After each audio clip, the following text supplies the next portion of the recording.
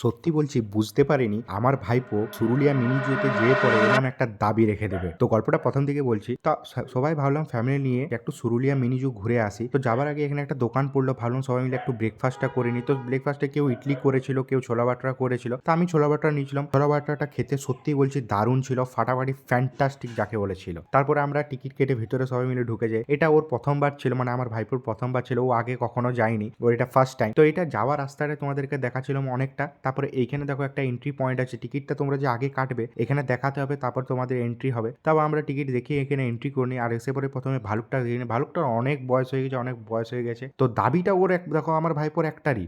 ভাইপোর দাবি হচ্ছে যে ও বাঁদরের খাঁচার ভেতরে যাবে। বাঁদরও ওকে দেখে অবাক, ও বাঁদরকে দেখে অবাক। তারপরে দেখো এখানে হরিণ দেখে নিয়েছে। এবার বলছে ওপারে নিয়ে চলো আমাকে। কেমন করে নিয়ে যাবে সেটা তোমাদের ব্যাপার, কিন্তু নিয়ে যেতেই হবে, কোনো করার নেই। ঠিক আছে? ও দেখো ওর দাবি সবারই কাছে, ঠাম্মা, দিদা, মা, বাবা, আমার কাছে সবারই কাছে দাবি যে নিয়ে চলো ভেতরে।